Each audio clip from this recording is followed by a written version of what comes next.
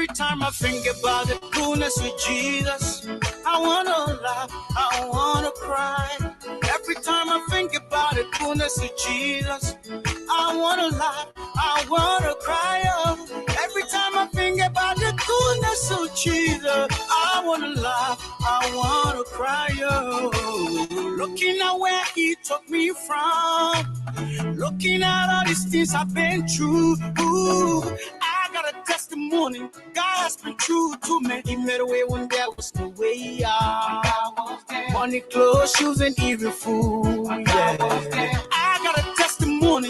Y'all don't understand. God's been good to me. Oh. Every time I think about the goodness of Jesus, I wanna laugh. Every time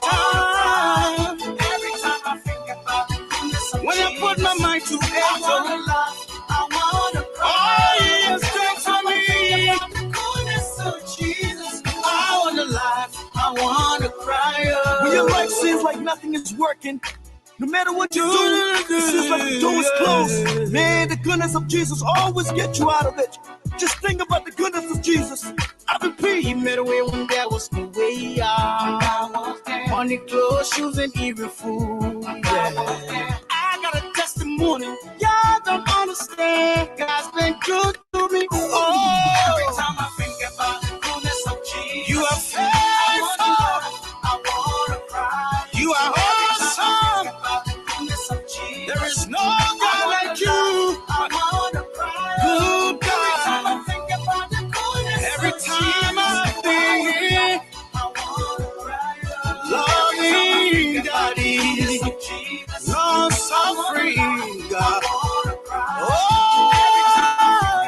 you are so sweet.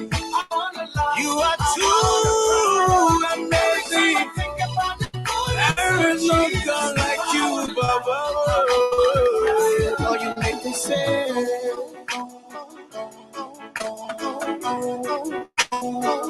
good God, good God Almighty. Thank you for all you done for me. Jesus, I wanna cry. Yeah, I wanna laugh. I wanna cry. Every time I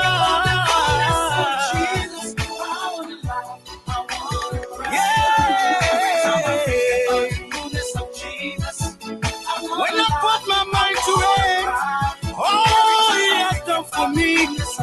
When I had no food on my table, when there was no family around to help me, when I slept in my car for many months, when there was no hope left for my side anymore, only Jesus Christ came true. I'm coming from the dark place in my life. Y'all leave me, let me testify. Every time. Here it is. Yeah. Right, check out my mouth.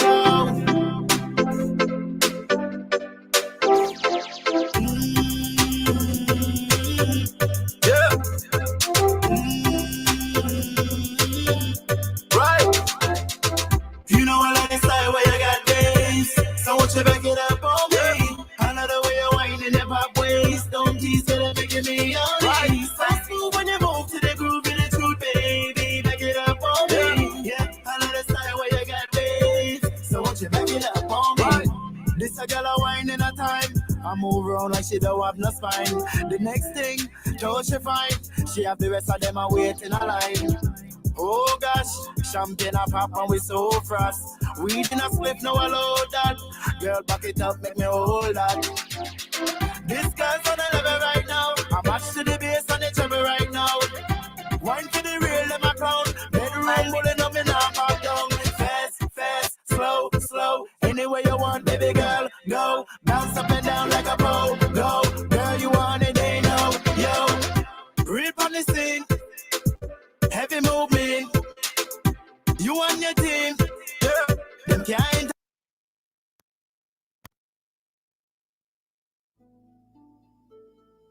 Hey there, Here is a thing or two you need to know about COVID 19 and pregnancy.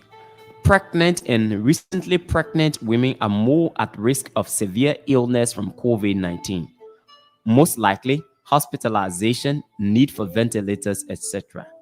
Pregnant women who get COVID 19 are at a higher risk of preterm births and other complications.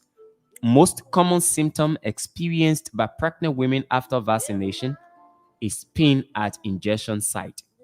Research shows that vaccinations have no adverse effects in trying to get pregnant. Research showed that vaccine does not affect fertility of men. Vaccinated mothers pass on some immunity to their child through the placenta and through breast milk.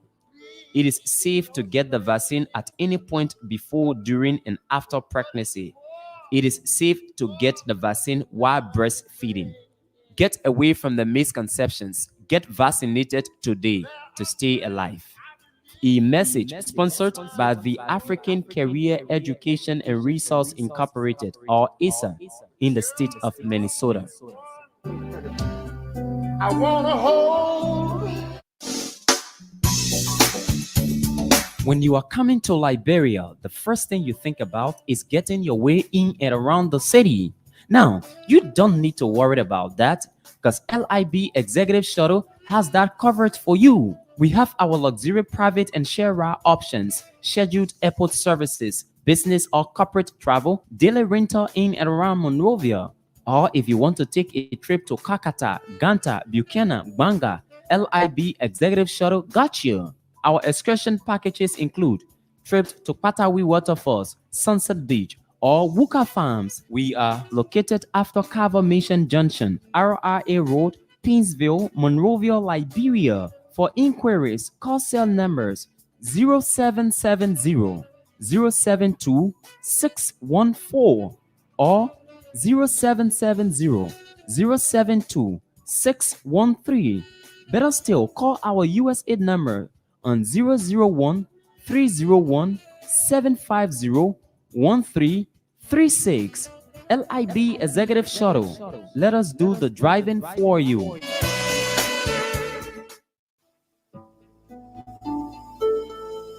We have all heard, and in some cases, seen the danger posed by the coronavirus disease to our existence. We have sought ways in which this virus can be prevented, ranging from hand washing, social distancing, masking, and maintaining good hygiene.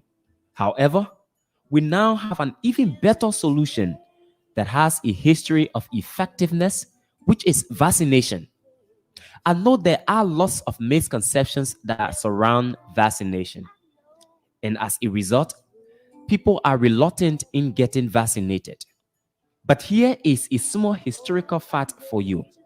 Smallpox and polio have a 100% decline in death since vaccines for these diseases were introduced. Not only that, measles and mumps have a 99% decline in deaths since vaccines for these diseases were introduced as well. We cannot allow vaccine preventable diseases cut our lives short. Get vaccinated today and stay alive. A message sponsored by the African Career Education and Resource Incorporated, or ASA, in the state of Minnesota. I wanna hold. Hey there, here is a thing or two you need to know about COVID 19 and pregnancy. Pregnant and recently pregnant women are more at risk of severe illness from COVID 19, most likely hospitalization, need for ventilators, etc.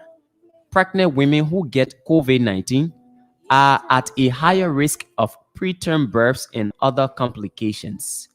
Most common symptom experienced by pregnant women after vaccination is pain at injection site.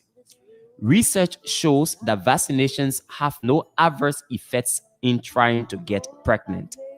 Research showed that vaccine does not affect fertility of men. Vaccinated mothers pass on some immunity to their child through the placenta and through breast milk.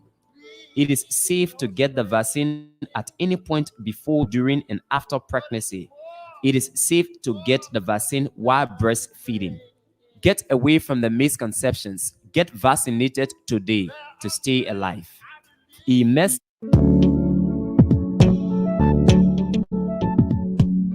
We all know the headache we go through sending money to our loved ones, friends, and family in Liberia.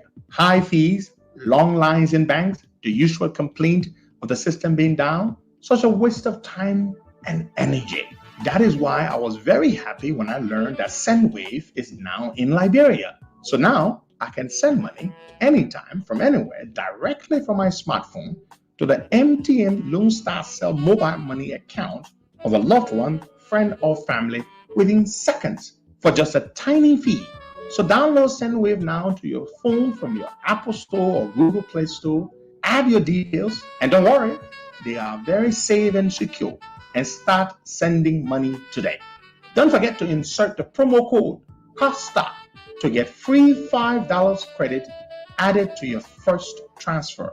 SendWave is secure, super fast, and by far the most affordable way to send money to Liberia. I'm Henry P. Costa and a very happy customer. Thank you. The Costa Show. Today is the 24th day of the third month. That's March AD 20. All right. Yeah, I'm getting you now. Yeah. Fantastic. Yeah, but go on, Bogger. You were speaking. Well, like I said, today is the 24th day of the third month, 2022. But this time next year, there's gonna be all about elections. So the achievement of this government. Costa, let me say good morning and welcome. Thank you. Yep. So the achievement of this government, have they achieved for the past 6 years? Let me say for the past years, as we approach the final year, because next year is all going to be about elections. So if this year nothing is done, if they can achieve anything, so there's nothing, because from even now up until next year, their mind is just kind of fixed on how to be re-elected for the next 6 years. So it's left with the Liberian people to make that decision if they can serve for another 6 years or if they will be booted out. It's all left with the Liberian people. That is so true.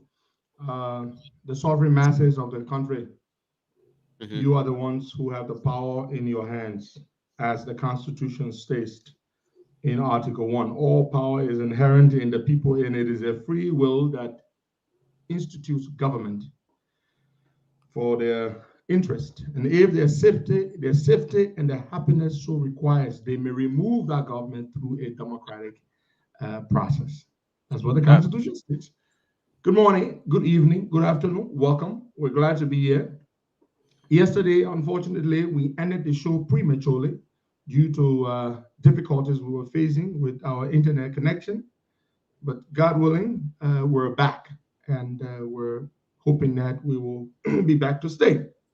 Just a number of things that we want to talk about here. I'm sorry about the quality of my voice. I've been talking too much with too many people, I think, and then I think the allergy. I might be and allergic to the change in weather. You know, we're switching to we're moving to spring, and so it might be affecting me, but I'm good enough to be here. You know, I really want to speak to our people. I want you to not let your heart be troubled. Why do they say I'm sounding low, Boga? Am I sounding low to you? No, you are loud and clear from my end. It might be that person's device. Whoever says I'm sounding low, kindly make some refresh your device. It is not I that is low. It might be your device that is low. So please do something about it. I just want to say to you, my people, that it is a blessing, it is an honor to serve you, to be here, to do what we do. It is a difficult thing. It is a difficult thing you don't understand. All day, everybody has an opinion, something they want to say about Costa. Some people, most people are very, very positive, very, very supportive. And oh, I appreciate them. But some people, all they do is to try to throw mud, you know? But I tell you this, don't worry. The strength that we have, it comes from God first, and then from you, the people who love us, who believe in the work that we do. And the work that we do is for all Liberians, irrespective of who you are. Don't get it twisted. The primary work we do here is not to promote a political candidate for president. That is not it. That is secondary. The primary task that we have here is to advocate for a better Liberia, to advocate for a better democracy, better governance, fight against corruption, using our voice from time to time to raise money for the poor and the needy and those in situations of distress. That is the primary. The secondary is the support for a presidential candidate. That is secondary. I want you to know that we are well aware that our task is not to be the voice of a candidate for president. It is to speak for you first and foremost. The only reason why we support a candidate for president is also because of you. We have looked among the candidates. We have searched deeply. We have had sober reflections. We have prayed to our God for direction. And he has assured us that the candidate that we should support is none other but Joseph Yuma Boakai. Is he perfect? Does he have all the answers? Will he deliver on everything that we want to see in the new Liberia? No. No man is perfect. But among the rest, he is the best. And we don't support him because we want him to give us a job. We support him because of you, the Liberian people. Joe Boakai is the least financially capable. He himself has told you that he doesn't have money. There are other candidates with lots of money. Why don't we go to support them if all we care about is money, as some of you would have yourselves believe? If all we care about is money, we would not support the candidate who has no money. But that is the candidate that we support. Because money is not our fixation. Because money is not everything in life. And because this voice that God gave us, this powerful gift that God gave us and placed us in on this stage at this crucial time in our history, this voice is not to be compromised, it's not to be sold, it's not to be used to benefit ourselves, but to fight for the people.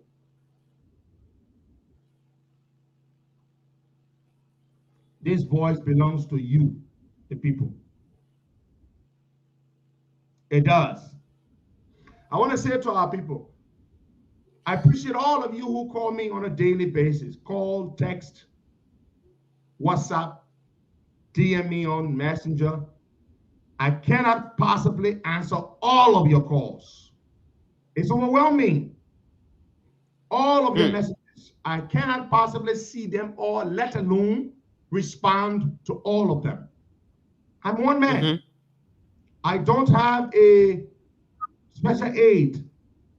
I have to answer all the calls by myself. If I were to take all of your calls, I would not have a life. When do I eat?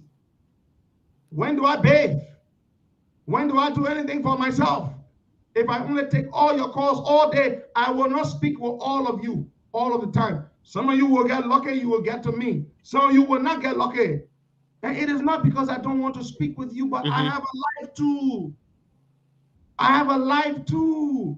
I wanted to take this time this morning to just plead with you. I cannot respond to hundreds of people every day.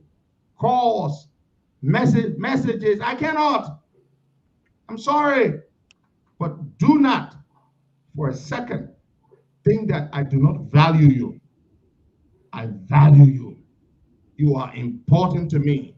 Everyone who tries to reach out to me, who is a supporter, who is concerned, I value you.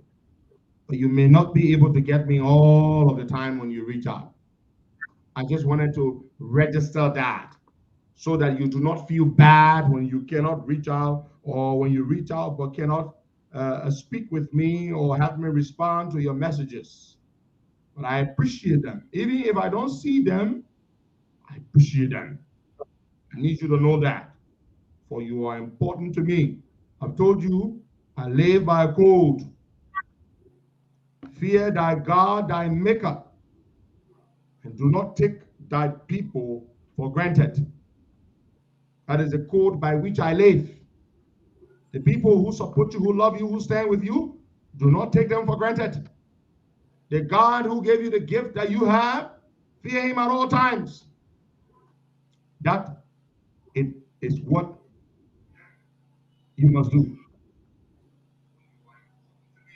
That is what you must do at all times when you are a leader. I understand some of you are weary. I've come across tons of Facebook posts, tons of comments, thousands of comments. I can't read them all, of course, the ones I've come across. And all I see people who are weary, people who are scared, people who are nervous, and they're thinking that I will betray them. Yeah. I can say to myself, why am I telling people again? Bugger, how do I need to say it to them? Bugger? You know, Costa, like you said, if you being the lone voice for the people, and then such a thing, they become afraid that the person that advocating for us is about to leave, is about to join the people that you are talking against. So that's the fear, and you have make them understand that you are not joining, or you are not working with the CDC or President Weah. But sorry, you know, they are staying there because if you are sorry for the interruption. I don't know why you. Yeah, I'm getting you, cause the website has a problem. Tell George to check the website, please. Yeah. Okay, he's doing it now. Tell George to check the website. The tune, check all the apps. People are complaining. They can't get it.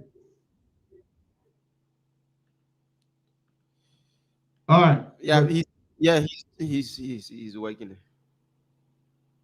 Thank you. Yeah, Baga, then you may speak. You may continue speaking. So as I was saying, Costa, you being that voice that represented them, the voice of the voiceless, making them, informing them about ills in society, bringing out some critical issues on this particular government. And then President Weah one day just take a phone and say, okay, Mr. Costa, I had nothing against you, blah, blah, blah. So they are thinking now, have Costa voice, will it be the same that, the way he used to talk to the president before, will he still remain that critical on the president or the government? That's what they are thinking. But you have told them over and over that you remain critical on the government, and up until now, you have been critical. So, but their fear, they just kind of afraid that they will lose you one way or the other. Yeah, fear. Fear. That's it. But let not their heart be troubled. Hmm? Mm-hmm. Let not their heart be troubled. This voice is not mine to do with it whatever I want to. Are you people listening? This George, kindly let me know when the site is back up, eh? You know, we have a lot of people who listen via the site and those platforms. So we have to make sure they too are able to listen. They, you, the people, I want you to hear this. This voice is not mine to do with it whatever I want to do with it. It is not mine. It is yours. Huh? It is yours. Even those of you who don't realize it, it is yours. Exactly. Okay. Now we're gonna move on to some other important matter here. Dr. Cassell. Dr. Cassell. You know, sometime last year, Dr. Cassell reached out to me through a friend of mine whose name I will not call. By the way, did I tell you people, me and my friend Rodney C. have mended with mended fences? No, you didn't say that. At least, Honey? you know, I was about to ask you that particular question. Yeah, we did. We mended fences. Rodney C. and myself, we mended fences. And Thank so God. all is well between us. You know, and we said we would not let political differences or political interests come between us as friends. We've been friends for a long time. Yeah. So we had that conversation, and I'm very glad about that. And I think I want the public to know. I'm told the website is working now, George. Can't I tell George it's working now? So I'm glad my friend Rodney are okay. That doesn't mean I agree with his views. Yeah. That doesn't mean I agree with what he writes. Let me It's on, cause clarify that. Rodney C. himself does not necessarily agree. He does not agree with everything I say. Rodney does not agree with everything I say. He does not support my candidate. I don't support whoever he might be supporting. So, but we are back as friends. You understand? Our friendship is not about what a paper writes or what a paper doesn't write. It's got nothing to do with that. Absolutely nothing to do with that. Rodney always writes what he writes, and I say what I say.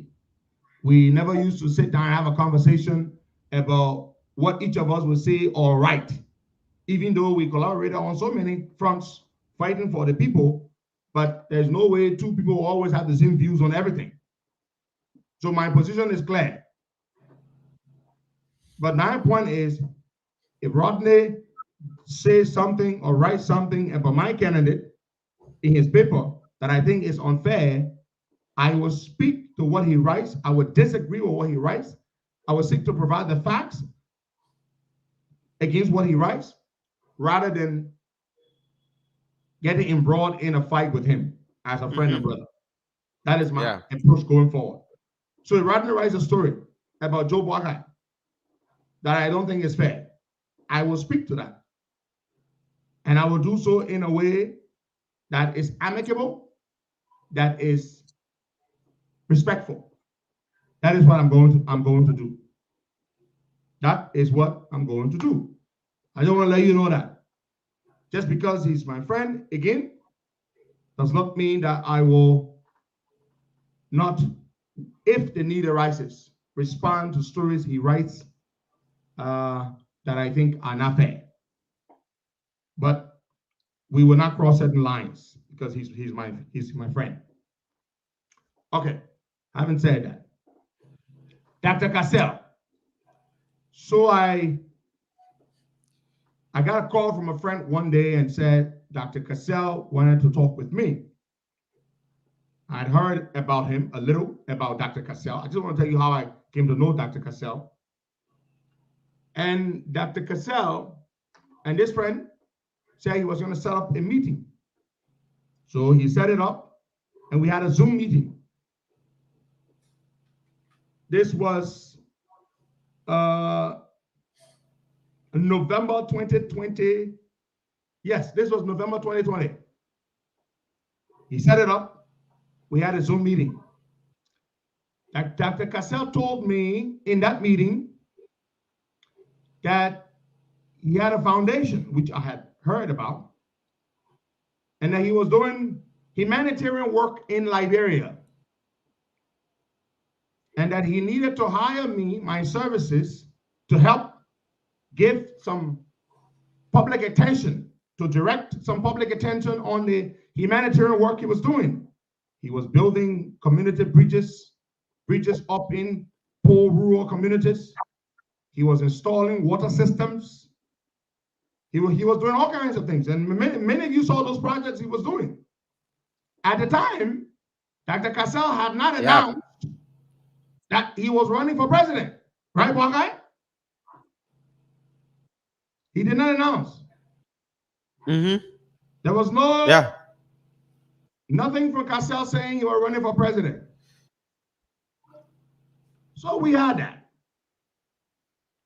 He came as a humanitarian. He came to the country as a humanitarian.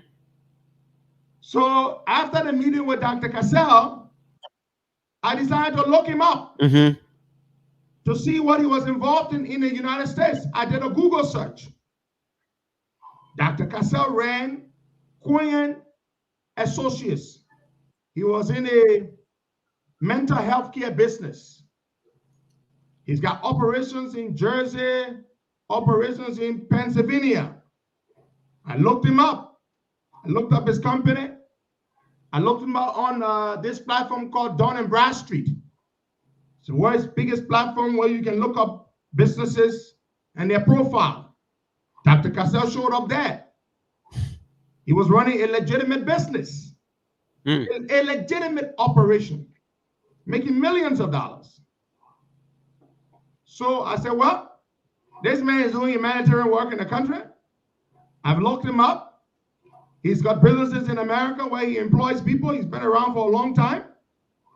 So we had a negotiation and we agreed on compensation. We drew up the agreement and we signed it. And the deal was worth just about $40,000 a year.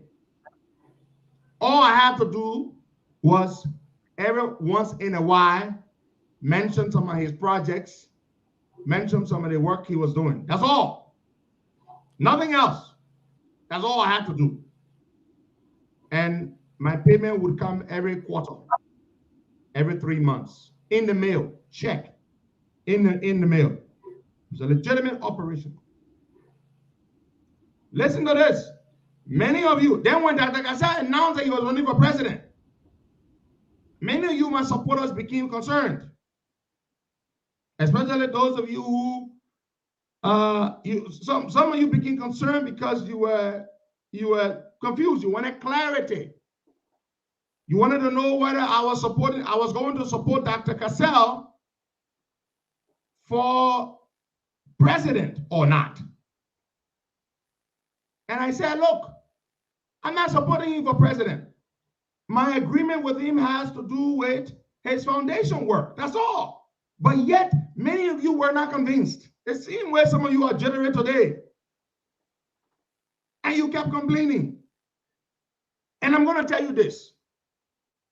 Even Joseph Human Boaga expressed concern. Now, he didn't raise the concern with me about my consultancy with Cassell. He raised it with a big sister of mine. And he knew that big sister, who is his daughter, would come to me with it. He knew that my sister, that his daughter. So he said, let me tell his sister, and I know his sister will tell him. He did that. I heard all of your concerns of confusion as to whether I was going to support Cassell and leave Joe Buckeye. But I explained to you that time. I remember telling you, I'm not going to do that. There's a different deal. But you said, Costa, you got this voice, and when you speak, and some people will be confused. They would think that you're supporting Cassell. But when Joe Buckeye raised the concern, wait, that big sister of mine, she called me. She had my second thought, anything. She said, oh, your pa called me today, Keke. I will call him Keke. Uncle Joe. And he says, so, he was concerned. You see, look, that man is a good man, Joe Buckeye. He knows that the support I give to him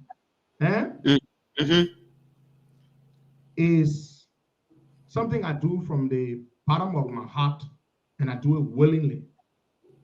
But he also knows that I'm a full-grown man who runs a business, who has employees to pay. So he has never attempted to try to dictate to me what I should do in terms of how I run my business. But he had concerns. And as anybody, if you were him, you would have concerns. I mean, this Costa is very important to my efforts to become president. And he has this contract with Cassell. Is it going to conflict with what he does for us? So when my business that told me that day, it was in March, late March of last year.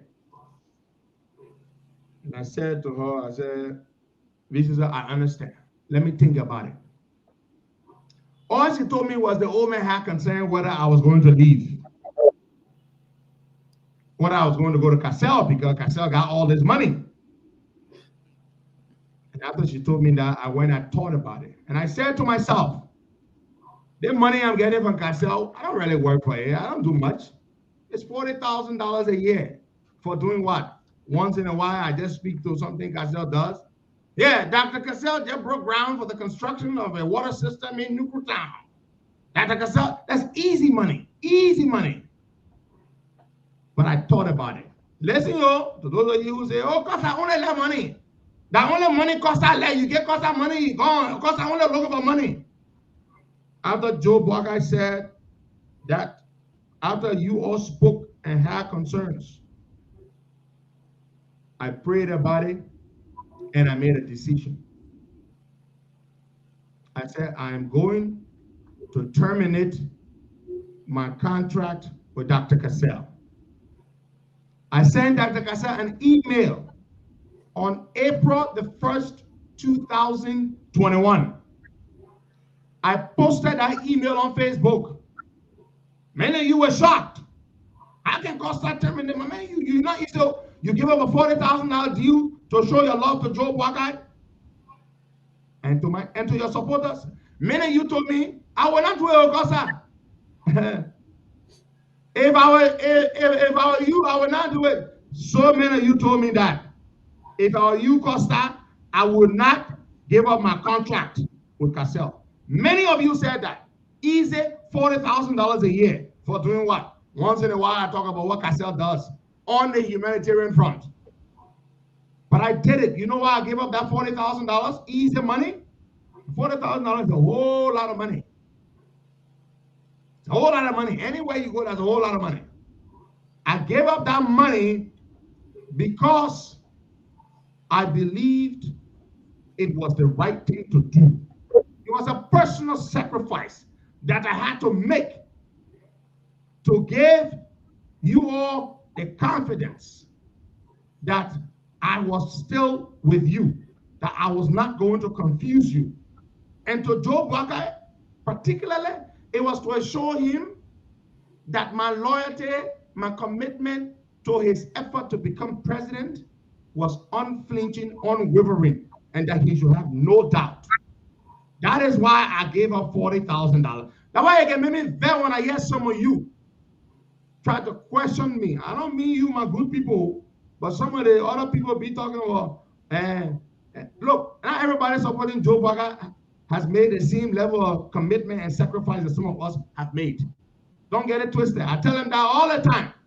So when they say, oh, you arrogant, you arrogant. Most of them would not give up $40,000 to prove their love to Joe Biden. Most of them would not do that.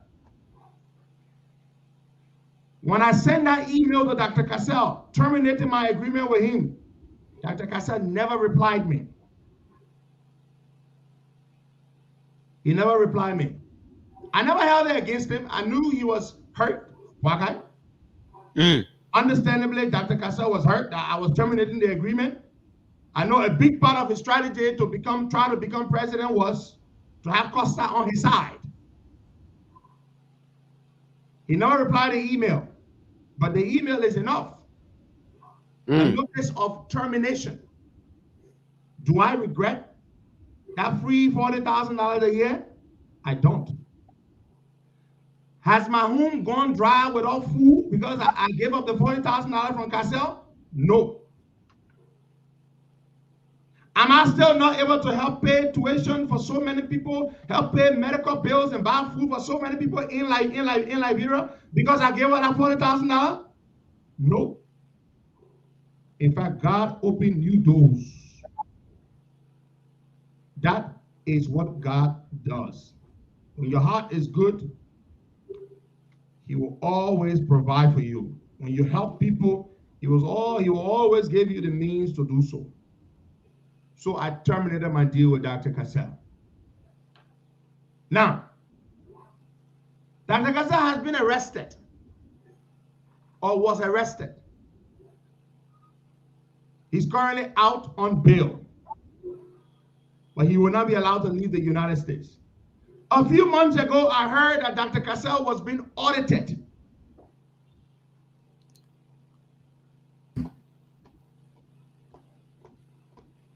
He was being audited.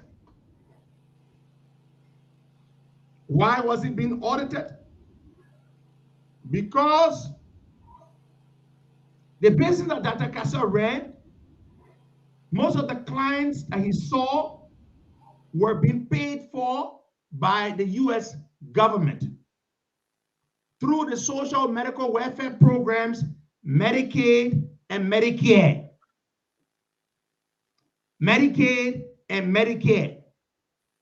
According to what I heard months ago, but I didn't want to talk about it because you see, Dr. Cassell was never bad to me.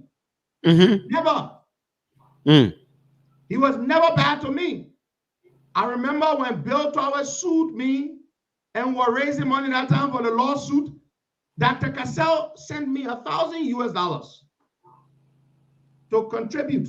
He was never bad to me. So when I heard the bad news that he was being audited by the U.S. government, being investigated because of fraudulent billing. Now I'll explain what that means. Fraudulent billing.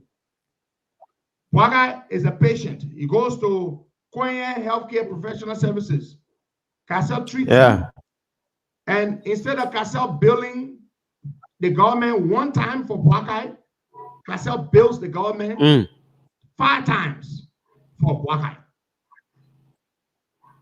He does double billing or triple billing or quadruple billing. Double dipping. Yeah. So the government was watching him. They were watching. They were watching. And so they were investigating Cassell. I heard that Cassell was moving all his properties to Liberia, but you didn't hear us say anything about it because we never had the evidence. We only heard it. But you see, we didn't want to be the first to run to say anything bad about Cassell when there was no proof. We heard it all, but we didn't want to say it because Cassell had not done any harm to me. Even after I terminated my contract with him, he was mad in the beginning, but there were 1 or 2 times later on we spoke on the phone and he was mature about it. It seemed at that point he was at peace with it. But then the bad news that we heard about Cassell that I really didn't want it to be true. Let me tell you something. I really didn't want it to be true because as far as I'm concerned, Cassell didn't do any. he was not a bad person to me, or he didn't seem like a bad guy. So I didn't want the news I was hearing, I did not want it to be true.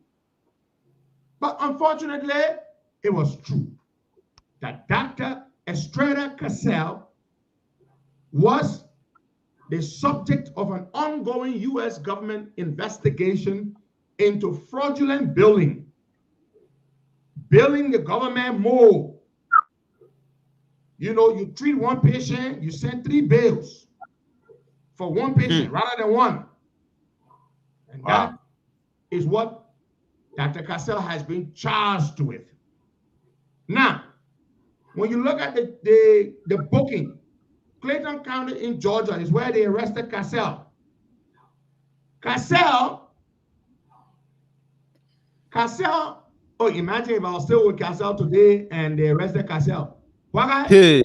My enemy, they were going to make it look like that me and Cassell were doing the billing. Yeah. Yeah, they were going to say all the money Cassell was billing the people that he myself was filing all the documents. Yeah. Like it cost our eating. Like it cost our eating. And the money that cost our eating. So yeah. I'm not broke. But I gave up the $40,000 a year. Now, Cassell, they say when you look at the booking of the thing, the arrest sheet, when they did the booking on the website, it says reason for arrest, fugitive from justice. So apparently Cassell had fled the country and they were looking for him. And then I don't know what guy he had, he came back into the country. And that's how they arrested him. Yeah, the ANC people, they say, I'm still guilty. Me and Cassell guilty. Stupid son of my son. And what I get cost there? Yeah, guilty by association. Yeah, they say I'm guilty because I associated with Cassell. Because I signed a legitimate consultancy agreement with Cassell. You think how the law works? It's not where Cassell spent money the book went after. It's how he made the money. So if Cassell went to the supermarket and bought bottled water, they will go arrest the people who's selling the water. You damn stupid ANC people. No one I get cost y'all. So Cassell, unfortunately, has put himself in this mess. You understand? And don't mess with Uncle Sam, with America. They took their time, Wakai. They took their time investigating Cassell. Before Uncle Sam moves to arrest you, Uncle Sam must have all the evidence they need to convict you. They must have built a solid case against Cassell by now. They're going to take him to court. First of all, Cassell will not be allowed to travel outside of the United States. His passport must have been seized. He's out on bail, but he will not be able to travel because they more than likely will consider him flight risk. They're afraid that if he travels, he will not come back. So Cassell will not go to Liberia anytime soon. And perhaps he's not going to go to Liberia in many years. He's not going to go to Liberia anytime soon. I'm sorry for him. I feel bad for him. But when Uncle Sam says you stole from them, that means you stole from them. They don't lie on you. They must have the evidence. They say they've been investigating auditing Cassell for years. So Cassell really did this because Uncle Sam will not lie on you. America will not lie on you. It's very embarrassing for Cassell to have done this for himself. Yes, it is a federal crime and not no local crime. We're talking about the federal government. They are the ones that arrested Cassell. Medicaid and Medicare, those are federal government programs funded through the federal budget. If you defraud them, it is a federal crime. So Cassell not dealing with one leg county or one leg city. He's in trouble with the United States government, the federal government of the United States. So it's a terrible thing. Their money business, yeah. You got to be careful, Piggy. You got to be careful with the money business, yeah. You want to get rich by all means. You disgrace yourself, you destroy yourself. Kasa went to Liberia with a lot of morale. Yeah, because probably some people may think that we are happy about the idea. No, we are not. He's a Liberian citizen and he had a good heart for people. He was reaching out, building hand pumps, doing some other things because he But wanted. that does not mean that his action was justified. Yeah. What he did was wrong. Yeah, what he did was wrong. And he must be prosecuted for it. He was good to me. He was good to the Liberian people for his own political motive, which nothing is wrong with that. But what he did was wrong. He must be prosecuted. So we hope. You hope for what? You hope he will go free? You better wait, Baga. Kasa will not go free. My man, the thing we're talking about, Baga, is the evidence is so clear. When you look, this happens all the time. And you see Ellen Cochran, you saw what they did to her? The American government will come for you. No matter how long it takes, they will come for you. And he's going to jail for many years. He will not come. Nothing I can do in like, bro. Hey, man, the men are good, man. Ain't you helping the poor people? I leave, brought the money back to like, bro. You think they care about that nonsense? They don't care about that nonsense. He will go to jail for many years. Many years. Kasa will go to jail. You understand? And the U.S. government will not come after you if you are innocent. They must have collected their evidence. They were auditing Kasa for years. His billing practices, the way he was billing the government. So I feel sorry for him that he put himself in a mess. But I condemn what he did. And I say the full weight of the law must come down on him. This is what I want to see in my country. This is what I fight for in my country. You can do good. You can feed the hungry people. You can do that. You can do that. But when you do wrong, they must deal with you. This is what I want, Bwakai. So no good man been here. Hey, man, I stand with Dada Kasel. That's your business. You stand with Dada Kasel. I see some people there on Facebook. I stand with Dada Kasel. Can't stand with him. So politically now he became the darling boy. Everybody running to his political party. The man from 2020, from the beginning of 2021 to the end of 2021, the man had the highest number of endorsement when it comes to politics. Oh yeah, his political party. Wheelbarrow Boy United for this, Sushan Boy United for this.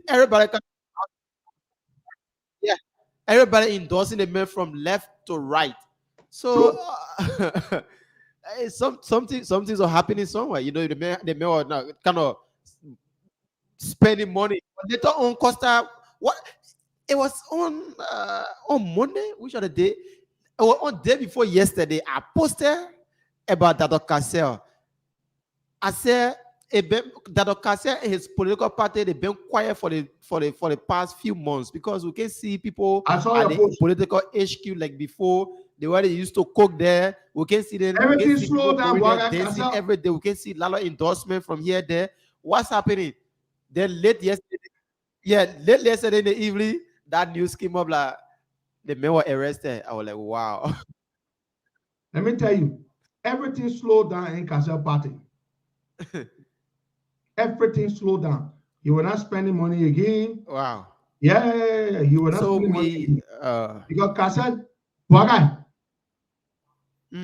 Cassell knew trouble was coming. So he wasn't really spending the money again. Yeah. He wasn't really spending the money again. You know? Yeah. So that's what he did. What is going on? Bagai, what is going on? Why the guys can't hear me? Yep. Yeah, of course. What is You going getting me? on? Okay, can you hear me? What is going on? I'm getting you, cause but there's a little delay. Yeah, maybe the internet. Let's A go and little take some delay. calls.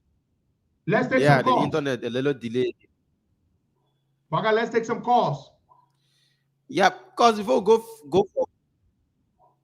for a call, yesterday was saying something about Musa Belete when the internet started giving us some problem. True. And the issue about he standing on the way of the Unity Party putting out a candidate in Lofa County. We were saying something about it when the internet started giving us problem yesterday. We never concluded. That's true. The Unity Party will field a candidate in Lofa County. That nonsense Musa Belede talking, it will not work. The Unity Party will put up a candidate in Lofa County. So he can be talking like that, because he wants to satisfy his bosses he working for, that his business. UP will put up a candidate in Lofa. Lofa is very important to us because that is where Joe Walker comes from. So that nonsense he talking is not going to happen. Let me tell you this.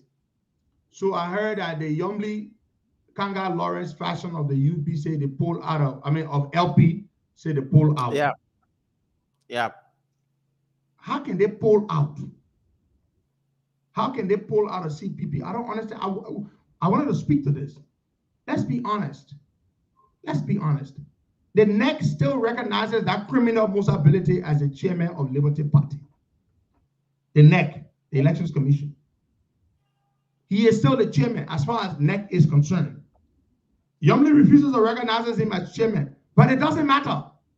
It doesn't matter what Yomli thinks at this point. NEC recognizes Musa, which is sad, which is unfortunate, but that is the reality. I don't support Musa. I can't stand the ground Musa walks on. The fact that Musa can open your mouth in Liberian politics, it boils my blood.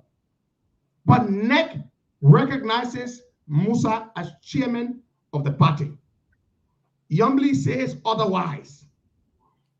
Then Yomli and her people say they have pulled out of the CPP. But that pull out is not accepted by NEC. Will not be accepted by NEC. Because to pull out, you have a divided party. I know Yomli controls, or at least the real base of the party.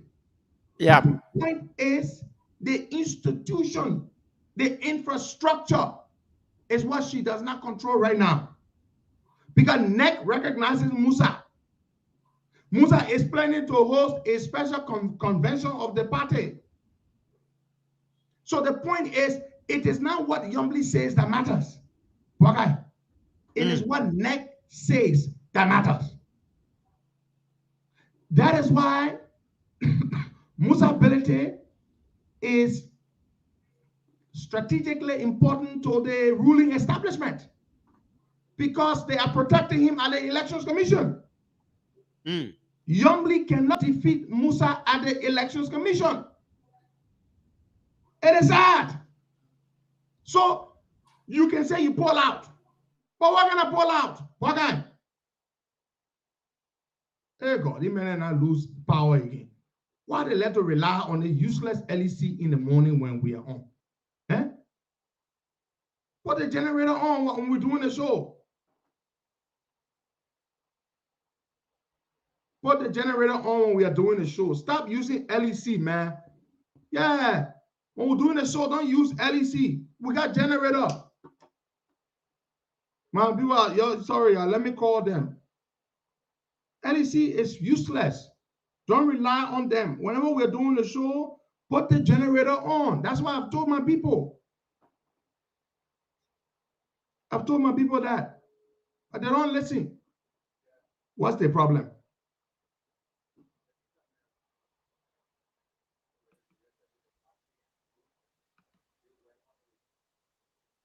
George, speak and see what I can hear you. Yeah, of course. You getting me? Check the online. Check all the different things. Yeah. All right. As it.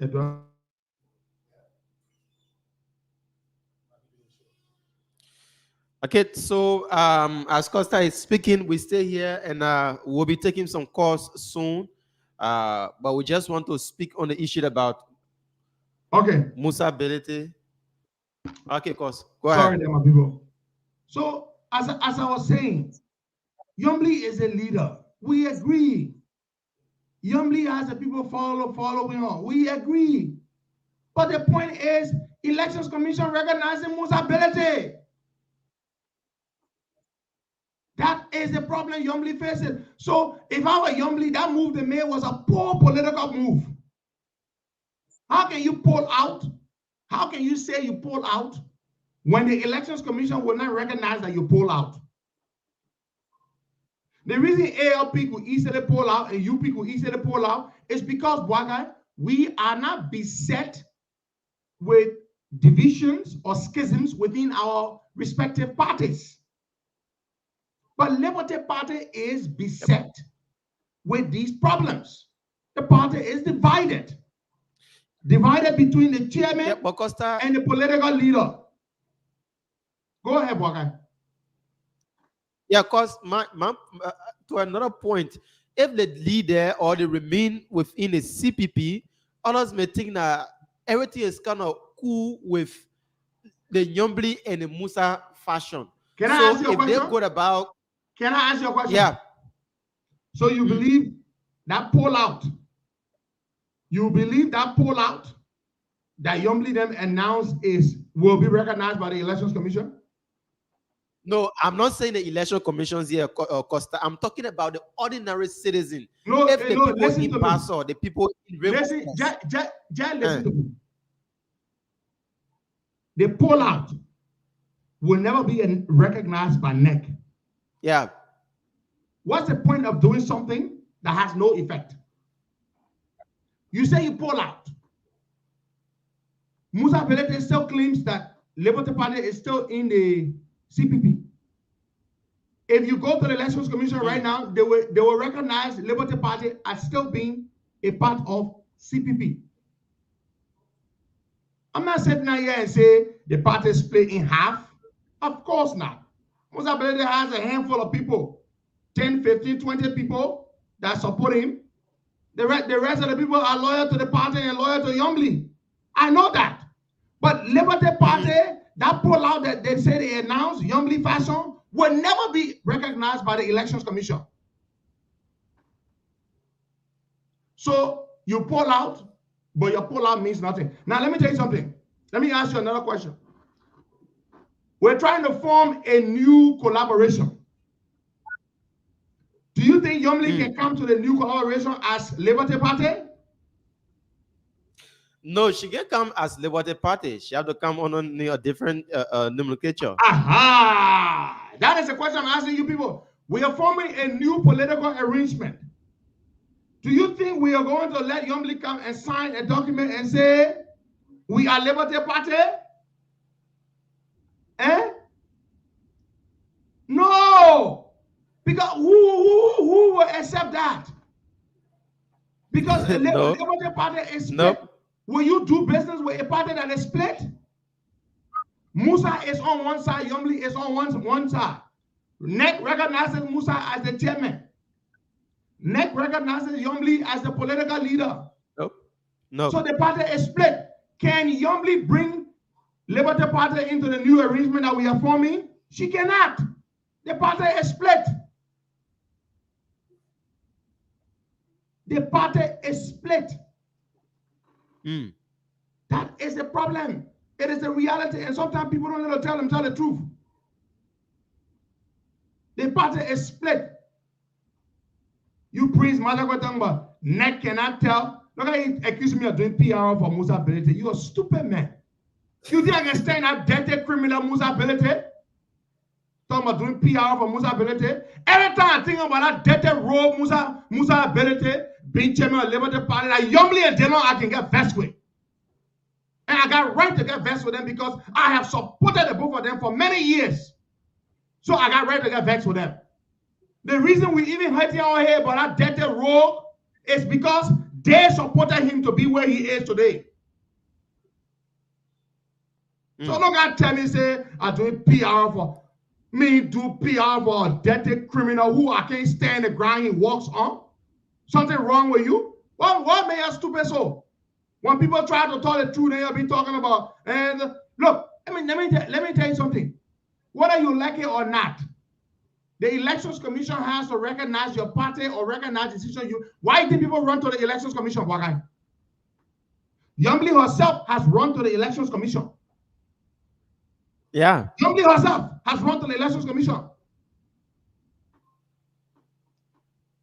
Some of you are just foolish. How dare you accuse me of doing PR of Musa ability?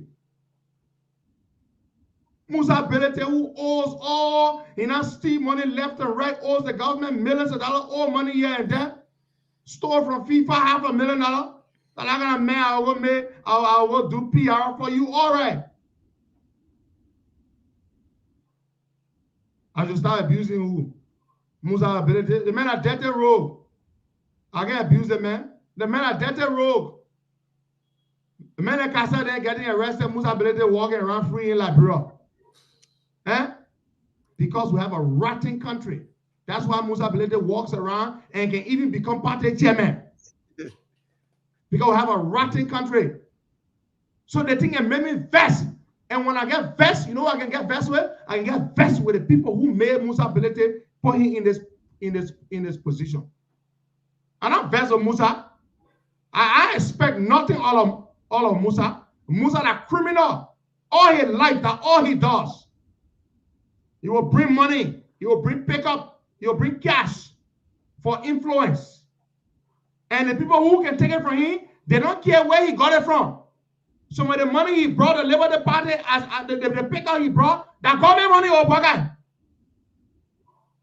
They wrote from money he stole. Some of the money he bought the pickups with. Paid for the headquarters. They didn't care where the money came from. Let's tell our friends the truth. They did not care where the money came from. All they knew, Musa Belede can be a chairman. Today, you had a problem here? You had the embarrassment here we're facing? So, my point is, there is no way that NEC will recognize this pullout by Yombly and Delon and the other people. NEC will not recognize it. Mark my word. NEC and Musa Belede, they are like this. They are together. There is no way the Elections Commission will recognize the pullout. The new collaboration that we are trying to form, I don't see how the Yombly fashion of Liberty Party will be accepted into the new arrangement. I don't see how. I don't see how. Do I recognize Yombly as a legitimate leader of Liberty Party? 100%. How do I recognize Musa as a dirty criminal that Yombly made the worst political mistake in her life to support for chairman? Let's tell Yombly the truth. I have supported her. I have stood with her. I fought her all enemies for her. The worst disgrace that Besson Gafile faced in the 2020 Senate election came from Costa Show. When we published the pictures and the evidence of Finlay doing business with Nigerian 419ers and selling diplomatic passport and honorary consul positions. It came from us. We spent $1,000 to obtain that evidence and we published it. It helped Yombly. It did. So I know she knows that I support her. But the truth of the matter is that the Musa Belede nightmare is not going anywhere anytime soon, guy.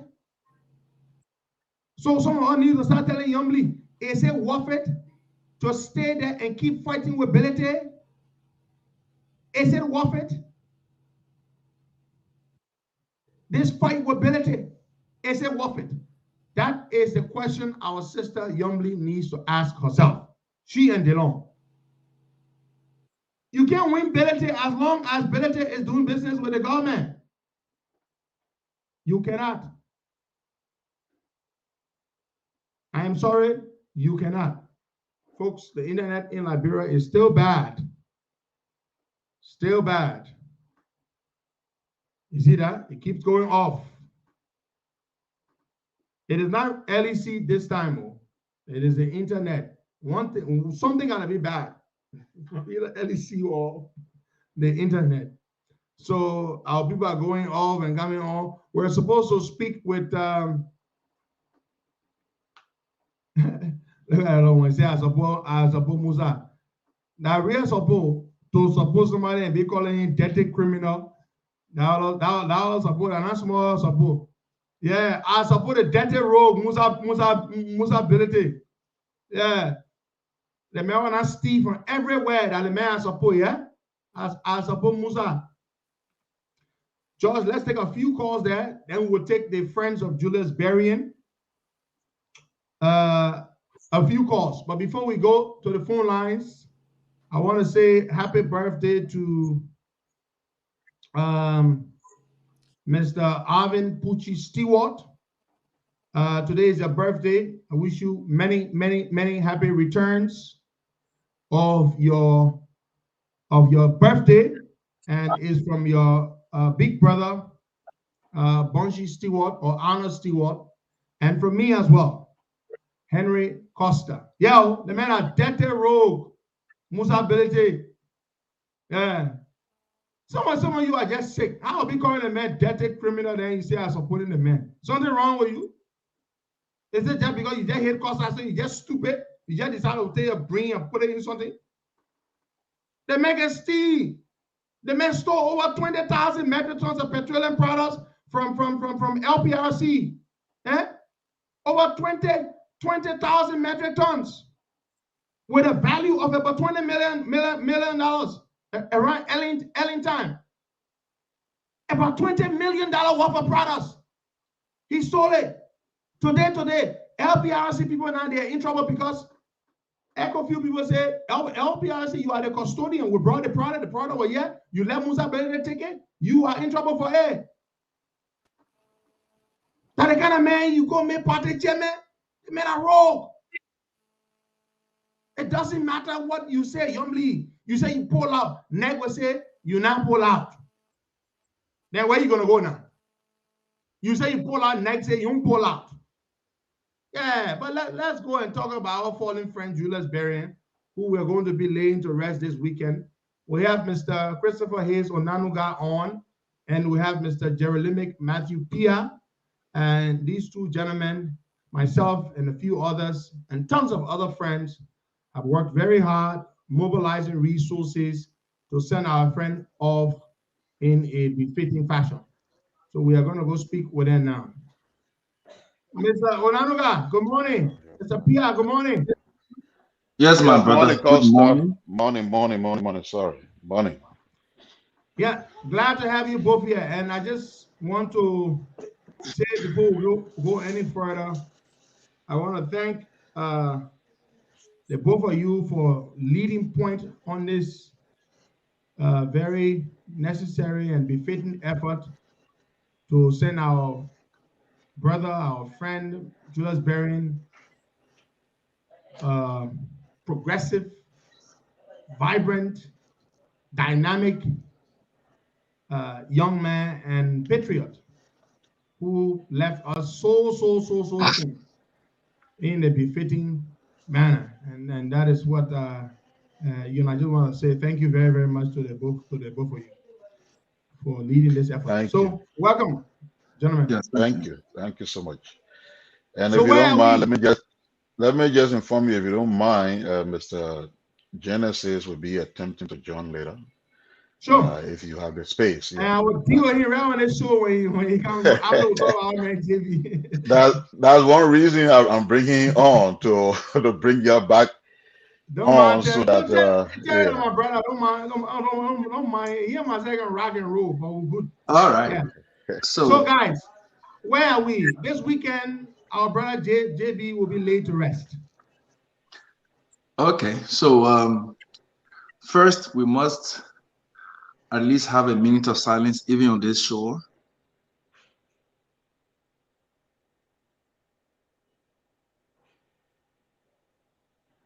May his soul rest in perfect peace. Amen. Amen. This we have tagged the lives and time of Julius Barron. Julius, a young man who we've known for quite a number of years. And you know, Costa, in the last 3 weeks, we had all seen him. I had seen him taking picture, chatted along with PI and a whole lot of other friends. Then all of a sudden, boom, like a tornado, it happened. The beauty of it is that the friends have shown that beyond all reasonable doubt, friends are important. And we didn't just stand as friends, we stood as family. Terry Yankao, Terry sitting there, here, boy. Praise the Lord for him. Terry morning. Good morning. Costa, can you hear me? Loud and clear, Terry. Welcome. So thank you very much, sir. On the 3rd, Julius passed. And in less than 30 minutes, we had all gotten informed. The call to action by Costa, PI, and myself have shown today that if you act with expediency, you could save lives if possible, and you could bring back joy in the home, in the family, in the nation if possible. I do not know if I'm in the right state of mind to start this conversation, so I will hand it over to PI, and then it will come back to me. So PI, I'm going to.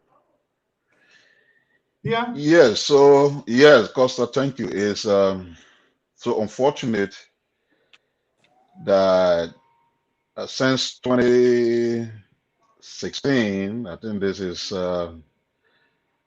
my second time coming on your platform, and it has to be to discuss the death of a very decent brother. It pains me so much. Julius was a brother. And if I should just tell you, Costa, all of the time that we were in Liberia, when I was in government, Julius were in government, we were never close. We were not friends. Yes, we knew each other as people who were working for the same government in different branches, but we weren't friends. My relationship, my relationship with Julius started when we both met here in the US. Mm-hmm. You know, they say when you are very far from an individual, you will know who they are. And that's one reason why we don't have to be strongly judgmental about people if we don't know them. So getting closer to Julius, then I got to know who the man Julius Flourish Berean was. A good man, a decent man. And since we got connected here, I think in 2020, that short, not very long. But I can tell you that the impact I have had personally on myself from Julius is far greater than the impact I have gotten from people with whom I have been friends for over 20 years. And that just tells you who Julius is. And his entire death was like some magic. We have spoken the day before, because on Saturday he died on a Thursday. On Saturday We should have traveled to Maryland because Deputy Speaker Funati Kofa lost his mother, and the funeral services were planned for that Saturday. And we have spoken to Funati, and he, Franklin Wiesel, and I should have gone to Maryland before we got the shocking news that Thursday morning. I was still asleep. I got more than 10 calls from Christopher Hayes Onanuga. I didn't know they were calling me. I got several calls from another close friend of his. And when I woke up and saw all these calls, the first person I told him was Chris. So I called Chris. And he said, call this person. Jesus is dead. You know, he just threw the whole stuff on me like that. So what are you talking about? How can Julius be there? He said, call this person. And when I called, oh, clearly, Julius was there, Costa. Mr. Genesis came for me. We went to Jefferson Hospital, which is like some 8 minutes away from where I live. And there when we entered the emergency room, there we saw Julius lying on a stretcher dead. And I just couldn't believe it. And we stayed in that room for 4 hours plus before the doctors came and said, okay, the medical examiner is about to take the remains so you guys can leave. The trauma of that has been on me till this point. And to tell you how serious that is, just yesterday, a friend of mine who you know very well, he was at the program, Augustine Sati. He had a big program, and he had invited me, and I didn't show up. And he just understood why I didn't go. So yesterday, when he called me to make his contribution to Julius, by the way, he paid $200. And he said, Mama, I didn't ask you why you didn't come because I understand your chauffeur is no more. And that got to me. And Costa, you know that when we were at your graduation program, it was Julius taking me along. Every program in the Delaware Belt, it was Julius. When we went to see you and Ambassador Barker in New York, it was Julius. In New York, yeah. There is not a place I have gone in this place that it's not Julius taking me over. When I travel to another state and I'm coming back, Julius is at the airport to receive me. This is how good, humble this brother was. And so when he died, we saw the need. I mean, we assumed, this is what we did, Costa, and then you were involved. So I don't have to tell you the story. We assumed that, okay, there's no family, there's no life insurance. But because this man is a good man, we bury him. We don't care what he have. I mean, he has life insurance. We don't care whether he got families that are willing to bury him. We take the initiative, and I'm so pleased at what happened in a short period of time. Nearly 13,000 raised already, and I can see us before the end of the whole process raising over 15,000, which is more than enough to bury him because we already know that what a package is at the funeral home to take him to Liberia. And if we were to even bury him here, it would be far cheaper, but we have even exceeded just the friends alone what it will require to take him from here and bury him in Liberia. So we are so pleased, and it's good that you brought us on to have these discussions. We can talk about the rest of the processes like the funeral activities here and back in Liberia later. But I just wanted to say that before I conclude, so others can come in, that thanks to you, thanks to Christopher Onanuga, because the three of us, when he died, we immediately came together, consulted, and it was an idea that three of us proposed that we just open up a WhatsApp chat room and invite people. And initially it was just you, Onanuga, and I had 3 persons. Then the other friends who were close, like Genesis, we said other people, we added them, and eventually that chat room currently has, I think, 85 persons. Just imagine how people were being drawn to this process because of who they know the man Julius Berrien to be. And as of this point, almost chasing 15,000, I like to take just this time to thank all of the folks in our room, particularly those in the room who have made contributions.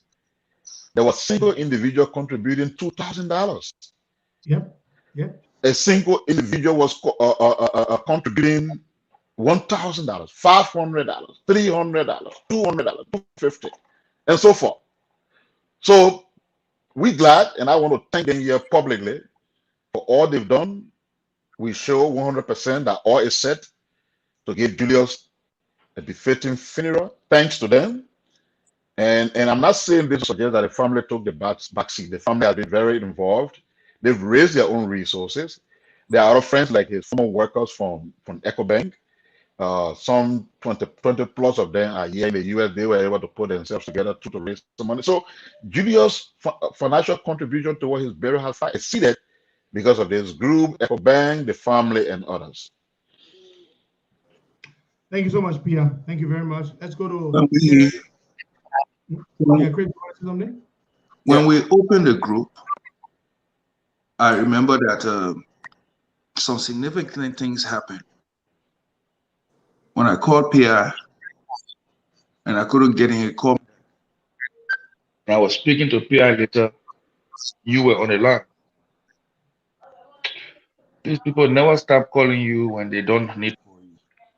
Hello? We can still hear you. We hearing you, Chris. We hearing you. Go ahead. Okay. We can hear you. We can hear you. When the group got opened, I remember we had two missions. That we don't think Julius has family in America. So we must be ready to know that we are catering to the burial, and we also begin to start looking for the children to be able to cater to them. That was the mindset, yes. Come again? Yes. It's good you brought that up. Good. And let me let you guys know, I've known Julius since 2005. And during his political era, while he was in office, before he got in office, he would run, brother, where you are? The county Uro, my man, I'm contesting. This is, and he always consult. And the beautiful thing about Julius, he was flawless. You saw his face, no pimples. He was a handsome young man who you will always think is younger than his age. I know, right? Jimmy. He carried himself in a way where one day he said to me, my man, the people say you too UP and me as Sidician. And me, I'll be talking to you too. But I said, no, but I can't really talk to me. All the people opposition are talking to me. I'm not a political man. I'm a simple man who have friends across our. The same way because the same way they usually attack me with you. You know? But I said in the case of Costa is my little brother and he can't change. So you better understand that if you're my friend, fine, you're my friend, it's okay. The unique thing about Julius Beren is that he had an ambience that would attract people along. He never dissociated himself. Wherever he saw there was a need to be happy, he was present. And he will go out of his way to please friends, sometimes even to the detriment of his own self. So today, we have 83 persons in the chat room. And shockingly enough, we have gotten 50 plus who have actually made contribution, and others are calling and say, please, you don't shut it down until we finish our contribution. That gathering was not put there because we started asking people, no. This is what I want everybody to understand. When we opened that chat room, and people heard that chat room was open, they began to call us. Please add, please add. When I look, I saw Henry adding 6, 7 persons. When I look, Pia adding 7, 8, 10 persons. I'm like, okay, this is beautiful. But we had one call in that chat room. And that call was that once you agree to enter that chat room, you must be sacrificially strong enough to allow your pocket to face the action of the call. So it was a call to duty. And I'm glad. The only thing I'm not happy for right now is that 5 men on the player and the number of women who paid that easy. I know, right? I mean, don't make it look like we did that. I invited a couple of sisters. I sent them the link. America is a busy place. I'm sure they're not on. Yeah. Let Genesis and others speak. Then we can now talk about the schedule and plans for the occasion. Okay, cool. Genesis, you're looking where you change your color. Sorry, Kima, you got a link? Kema Wesley, if you're not busy, please join. I'll send you the link so that Yeah, we Man, have a I'm black. minute. I'm black. we can take another Yeah, 5 because I have people. a SIM card, that's what's bothering me. Yeah. Terry, let's talk about JB. We're here to not just talk about how Yeah, he was Henry, can you married. hear me? Yes. Yes, I can Can hear you you, hear me, Terry. Henry? You are Yes, I clear, can hear Terry. you. Terry, you clear. Go ahead. But why can't he hear us? Okay, all right, yeah. All right, so Henry, first of all, I would like to already I can hear you, but there's a little delay. Go ahead. You on. Don't listen Extend to the my thanks receiver. and Terry, hold on. appreciation. Terry. Extend my thanks and appreciation to you, Henry. You know, for for already inviting his friends, you know, to this particular show. I'm so much delighted. But again, I'm completely broken. And you know, the death of Julius, you know, it was really, really devastating. It's very, very devastating. I'm very empty. But Henry, there's a thing that I like to say that, you know, let your life speak for you. Let your life speak for you. Julius lived a life connected to his friends. He connected to his friends in a real way to ensure that indeed he stood by his friends and he helped his friend. He was always there for his friends. You know, let me say that Julius and myself we graduated from the AME University. After we graduated, the time I knew very well that Julius was a real friend. When I was, you know, when Madam Salif brought that particular allegation against me, and I was going to court. At that time, Julius was at the Echo Bank. Julius called me. He said, "My man, you need to come to find me to the office." At that time, I was going to, you know, to court. He said, "My man, sit down to the waiting room and let's talk." He and myself, we talked everything. He went in his office, he got some money, and he brought it for me. He said, "My man, this is my own contribution, and I wish you well." And then after I was acquitted, you know, and then the early Johnson Sirleaf government, you know, left power.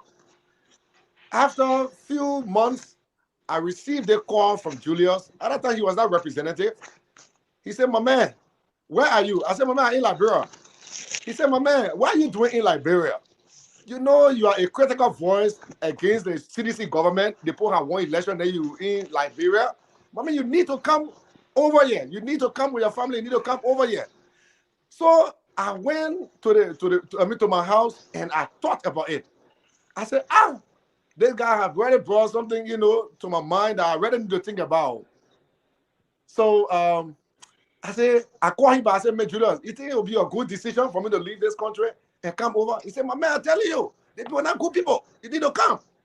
So I said, "Okay, I will take your advice." I started the process and I came to the US with my family. I'm telling you, Henry, when I came here, you know, to really settle down in a foreign land is not easy. It's very hard. It's not easy.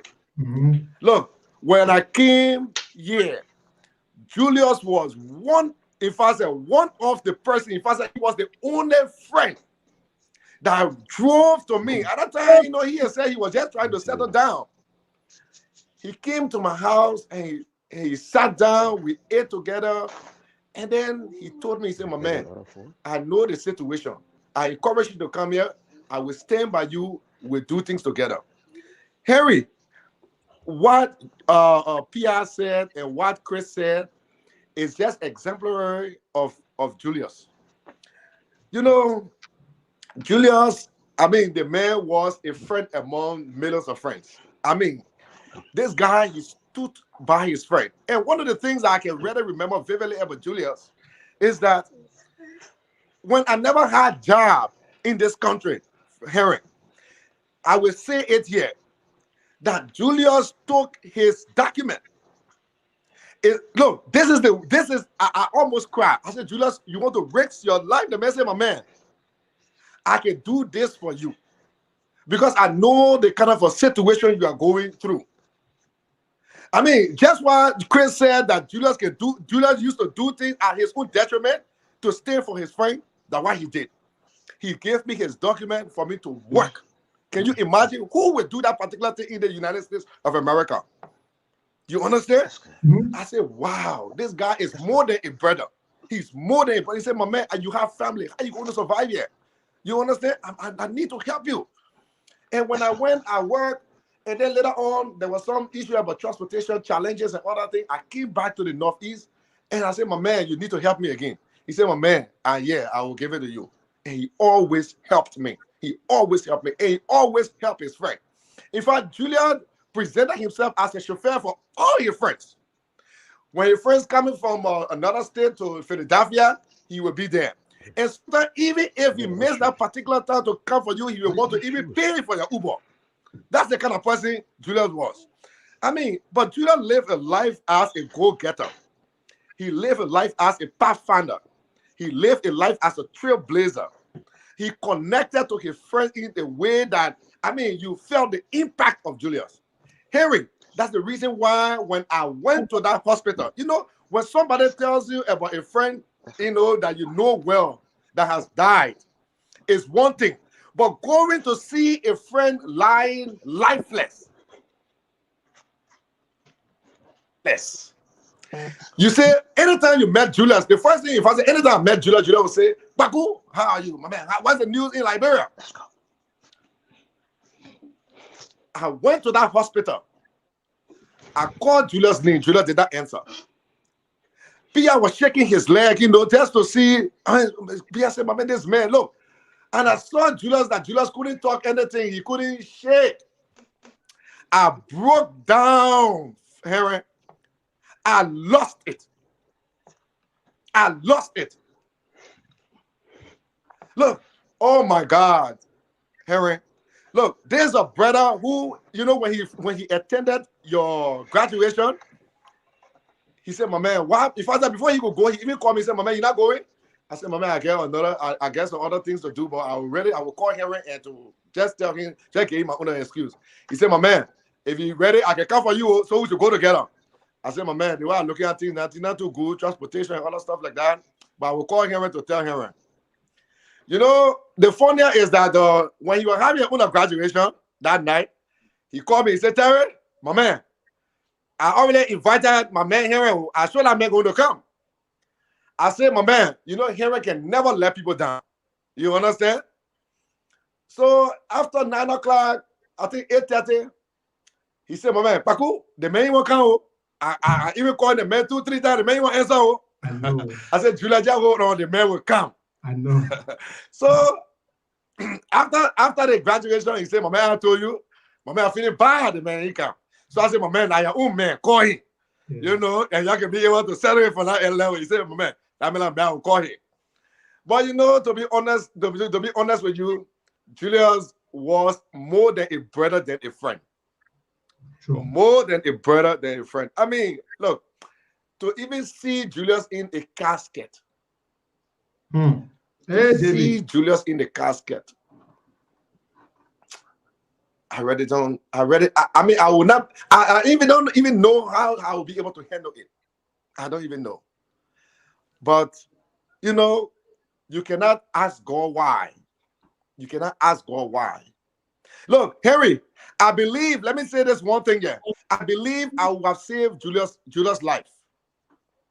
That one made me to ready break down in tears and cry uncontrollably, because he and myself had already discussed for me to move to him that particular week. He called me. This is my first time seeing Julius calling me consistently. This was my first time. He sent me messages. My man, when are you coming? So the pressure on me, I said, my man, let me bring my suitcase. I took my suitcase there to his house. As if to say something was happening, like, no, my man, you got to come. Something going to happen this week. Mm-hmm. At the end of the day, I called him because of a certain family issue. I told him, I said, my man, I will not be able to come. He even told his apartment mate, and he said, my man, Thursday ain't coming. All that thing. I said, I'm feeling bad. Only to learn at the end of the day, when Pia called me that particular morning, And you know, PR has a way of diplomatically moving around the bush before you can tell you the news. You know, he said, my man, something happened. I said, what happened? Okay, he said, my man, wow, my man, there's a strong one for you. Oh. I said, my man, what happened, my man? I got up from my bed first. I sat down. My wife was sitting lying on the side. When he gave me the news, Henry, I shouted. She jumped up from the bed. I said, what? This must be a wrong person. Because I just spoke with Julia 2 days ago. He said, my man, that's the news. Oh my God. Since that particular day, Henry, I have never been myself. I have never been myself. And I really want to tell you, thank you, Henry, because when you yourself, you heard the news, you know, from Delaware to Philadelphia, it's a long drive. Within few hours, you were here to us, to join Julia's colleagues for us to be able to, you know, just talk about him and to just plan and see as to how we can be able to go about this particular thing. It is a hard hit. Yeah. The hardest of hit. Yeah. But again, we just tell God thanks, and we hope that God will accept him in the bosom of Abraham. He was a good man. And one thing that Chris said, when I went to the hospital, after the white lady consoled me, when I was on the floor crying, she called me, she said, I have never ever seen a body like that. This man's body is flawless, clean. And when I told her Julia's age, she said she cannot believe it. She said she thought Julia was very much alive, lying there on the stretcher. Wow. You know, thank you, Pierre. Yeah, a brother gone too soon. Exactly. So Henry, I just don't want to bore you all, but this is my life with Julius. We were brothers. We were brothers. You connected well. I just want to say something quickly. He left a void in our hearts and our lives. Thank you. Let me say something quickly. Then we'll go to the guys, Pia and Chris, to get to the nitty-gritty, the itinerary. Pia will also read a list of the people in that chat room who have contributed thus far to we've raised almost $15,000, as they said, Friends of Julius Barron. So I got to know Julius Barron when I used to live on GSA Road. This was around 2010. JB was running for representative. At the time, his district, they hadn't done the redistricting. So GSA Road was a part of his district originally, the district in which he ran, and eventually won. So then in 2011, I went to CDC with my boss at the time, Ambassador Winston Tubman. Julius Barron was there. He was a guy who carried himself with respect. He had respect for himself, self-esteem, high self-esteem. Julius never let anybody look down on him. You understand? I didn't even realize Julius was that young because, I mean, the way Julius carried himself. And Julius and I struck it off from the CDC. We're at the convention, the primary that Julius won in Bentall. I remember that day I was there when Julius won as the candidate to represent the CDC in that particular district. When Julius became representative, our friendship continued. I was on the show, he was in the house. Every now and then, Julius would call me, I would call him, and we would sit down, we would compare notes. One of the things I remember very well about Julius was Julius would just call you out of the blue. Babu, bro, where are you, my man? I said, my man, JB, I'm here. My man, come. I'm right in the corner here. My man, drive to me. Come now. In fact, I got some gas left for you. And then I would drive to Julius whenever I had the time. And we would just say something. We would just stay next to each other. We would lie, we would joke, we would compare notes on issues. And then someone goes, my man, you have gas left. That's the kind of camaraderie we had. You know, a nice guy, a really, really nice. Always had a smile on his face.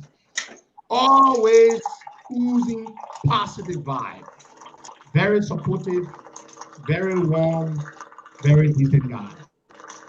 If Julius came in a gathering where he didn't know too many people, Julius would be quiet. But when Julius is among his buddies, Julius will be loud. That is who JB was. And so that day when I got the news, I prayed that the news was false. That is my reaction when I hear death news about somebody that I knew. I said, hey, God, I prayed this news is not true. The first person I called was Pia. And I was hoping Pia would say that the news was not true. Unfortunately, that was not the case.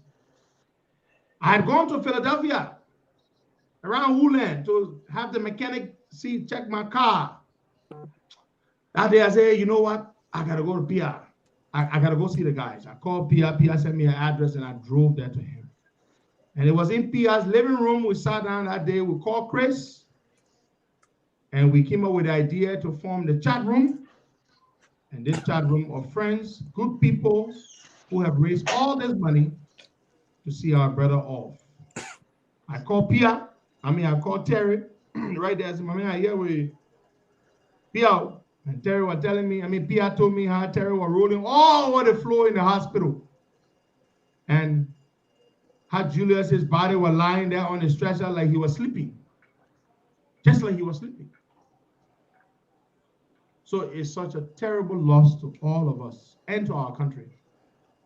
And so we've come to remember our friend, to eulogize him for the good human being that he was. He was a good human being.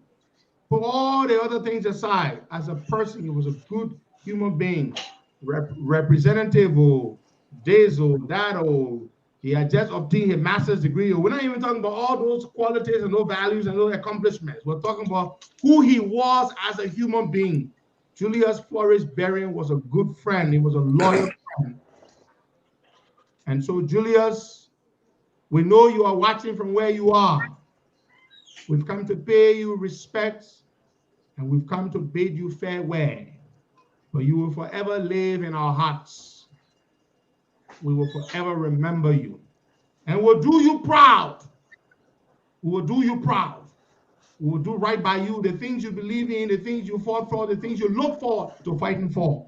We will honor your memory by not letting you down, by reaching to the finish line and being part and parcel of that change that our country needs to see. So I'm going to go now to Pia, so Pia can read the list. My sister finished dressing, take a picture and send it to me. Pia? Yeah, go ahead, Costa. Sorry. So we're going to read the names. Pia will read the list, then Chris will go to the itinerary. Chris, come again? Can you read the list for me? Yes, no problem. Yeah, please do, brother. Wow, this is not a small list, though. So, my people, you'll just be enjoying yourselves while we consider it music this morning. Yep. The list of friends of Berrien who have raised all this money. So, do we name the list and figures and the rest? Or just the name? I think we do just the names. Just read the names. Thank you. Yeah, the names. Leave the figure as to what each person paid. Just read it. We have so far a total of 52 persons who have made contribution. Not without saying that the rest people have told us to please keep the chat room open so they can complete theirs. And each name here that's mentioned, it's important for you to know the fact that they could take out their time, go to their Zelle and their Cash App and ping in a figure. It tells you they are committed to humanity. I will start. Tokba Blamo, Augustine 30, Mr. Dan Sai, Fatu Sumo, Mr. and Mrs. Jacob Barnes, Reverend Samuel Double, Defu Zoo, Bacon Hilton, Alexander Wapo. Please, I would like to pause here. When I couldn't get you, Pia, and any other friend, I looked for the nearest person in Philadelphia, and I called Alexander Wapo, who was not even close to Julius. And I said, please, locate this hospital now. Because I was the third person. It was CNN, came out than me. So I called and said, go to the hospital and please stand in the gap. Whatever situation is, please make sure that you do what is necessary. And while he was on his way, then PI coming back. And the moment I couldn't even finish the phone with PI said, on my way. And then that was how the phone cut off. So he was there when PI was there. He made his own contribution, even though he was not close to Julius. But in death, they became friends. Michael Saki, Doju M2, Eugene Len Nangwe. That's an experience. Beautiful one. Mr. and Mrs. Tobot Nyenswa, Veronica Wa, Wanty Brown, Eugene Solo Pear, Aaron Willie, George Wallace, Frederick Bashwood, JMPI and family men leg his initials, Dr. William Bond, Sarah M. Sambula, Alfred N. Harrington. Yeah, I think you spelled Harrington correctly. Efrida. Sorry, Efrida N. Harrington. Yeah, that's the name. That's how she spells it. Daniel Freeman. Pastor Matthew and Precious Wowo. Andrea Sati. Devieta Amon. The Henry Costa. Oh yeah, Henry P. Costa. Emmanuel Pin. A. Pin. Limu Kole. Ade Kwai. Stephen Johnson. Wisdom Walker. John C. Harris. Rukiatu Kewu. Manju B. Family. Godwin Doe. Eric Kennedy. Eric. Patrick Mbayo. That's beautiful. Doda Jacobs. Matthew Penner. Why are you laughing now? Now, somebody else made a donation and requested that the name shouldn't mention, so I'm mentioning a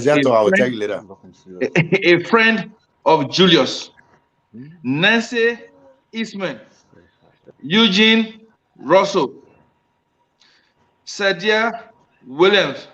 She's my little sister for close to 30 years. Franklin and Angie Wisse. Pierre, Franklin married now? I'm going to read the list. Maureen Barusa, Bishop F. Thomas, Mr. and Mrs. T. Last book, the first book in the Bible, Genesis. That's strange. Mr. and Mrs. E. Wesley. The Genesis thing just getting to me. George Toto. Oh yeah. And my homo self, Christopher, is the only Onanunga in the chat room. Ladies and gentlemen, we also need to inform you that there are a total of 85 persons in all. So we can emphatically tell you that we exceeded more than 50% of those to pay, and the rest are doing so even now. The total finances raised so far is $12,366. The collector of this money have been steadfast, William Banks. Thus far, I will hand over the information, but after reading the Cash App and Zelle details to the public. If you choose to still not be in this chat room because we didn't get you or you didn't get us on time, and you want to make contribution, this is the Cash App and the Zelle details. 215-730-4337. I repeat, 215-730-4337. 4337. And the Cash App code is the $ B in capital for bank, because his name is Banks. So it's $ Banks 85. I have reported as was requested. I return back to the floor.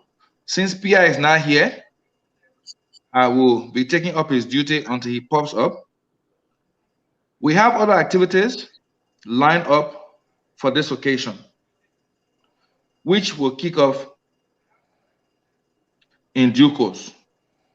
Julius's full name is Julius Flourish Berry. He passed on March the 3rd, 2022. At this juncture, I will stop and not take out the responsibility of Pia unless he requests that I continue. So Pia, it was the itinerary for the interment I was about to go out on. So I hand back to you. Yes, thank you. Thank you so much, Chris. So on Saturday, which is this coming Saturday, just the information. I want you to know that this is being broadcasted in Liberia by Cool Live, Cool TV, and it's also live on radio, Cool 91.9 FM. Thank you. So on Saturday, Julia's remains will be taken from the funeral home here. That is Distinguished Chapels, operated by a Liberian who is a relation to Moses, who runs the Moses Funeral Home, and taken to the Victory Harvest International Church. It's somewhere around 25365 South, 2536 South 59th Street in Philadelphia. 2536 South 59th Street in Philadelphia. Victory Harvest, if I'm not mistaken, I think it's the very church where we held the town hall of Ambassador Joseph Boaka. It's the same church where I think Brother Kina Wesley and Kima Wesley got married. It's a very big church, huge. They can take thousands of people, not hundreds. So we think there's a revenue. And after that funeral on Saturday, I think on Sunday, Exodus and his funeral home will take the body to Liberia and then deposit it at St. Moses. Earlier, the funeral services in Liberia were scheduled for the 2nd. But then the father, Mr. Tumbete Bering Sr., sought adjustment, and that was a good decision, because on the 2nd, former interim president Amos Sawyer will be buried, and you don't want to have a clash of occasions. Sawyer is a big man, and so we cannot be in any competition with the set aside to bury him. So Julius will be pushed to the 9th, as we've been told. But what we've been concerned about from this end is to do everything that is supposed to be done here and deliver the body to the family in Liberia. And so we said for this Saturday, we encourage all of our friends and all those who knew Julius, and even if you didn't know him, but you are a Liberian, remember, this is a fellow Liberian who's died. You are invited. Come so that together we can say goodbye to a good man, a decent man. I have been very far from their body. Imagine I'm over 50. But Julius remains made me not to be afraid of their body. Because when I saw him on the stretcher lying like he was sleeping, I kept touching his fingers, toes.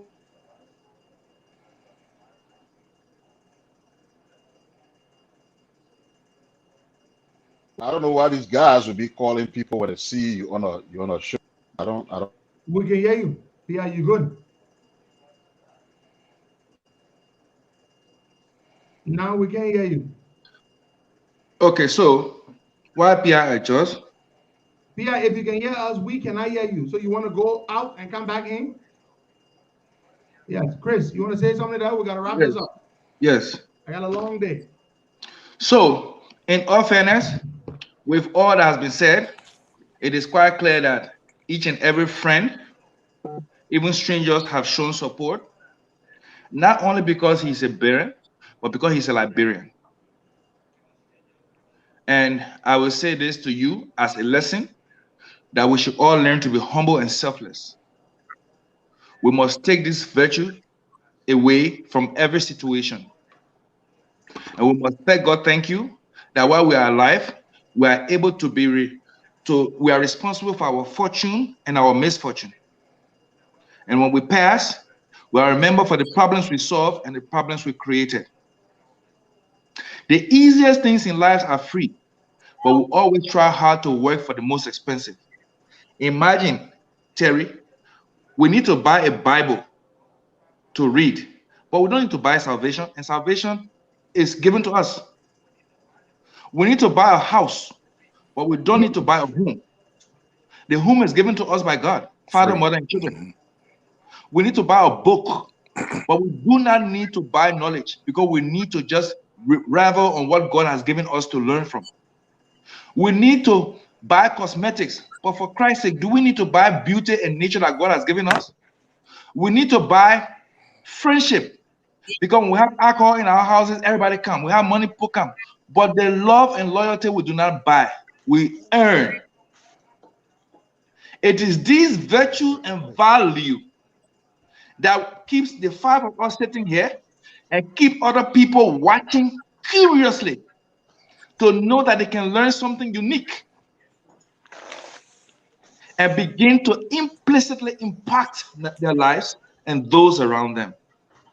So the life and time of Julius, even under 50, is not wasted.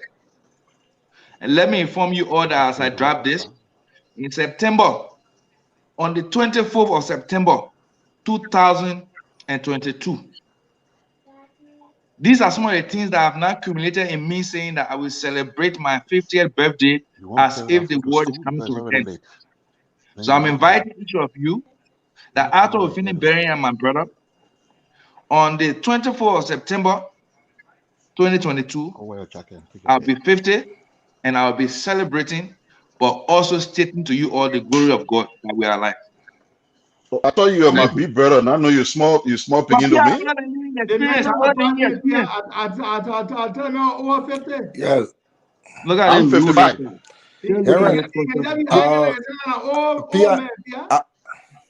I'm 55. I'm 55, Costa. There was something that Pierre did not mention. And gigantic characteristics, man. You know I'm older than 60, 70. My Baza people is hard to show. You're not lying, your Costa. But no, I'm not lying. Chris, on July 27th, I'll be 55. Wow, that is a blessing. So, guys, that's a beautiful one. Thanks to every one of you. Chris has already given his closing comments. We'll take Terry. Yeah, so I think the funeral will be 1 hour. Huh? Yeah. Terry, no, the funeral is not going to. The funeral is not going to be 1 hour. No, I said the funeral service here in the U.S. Will be 1 hour. Okay, so no, so it's not going to be. Well, you got to clear that up. Thank you very much. Thank you very much for the time. We appreciate you. Lorraine, go wear the jacket. Let's go to the planting down.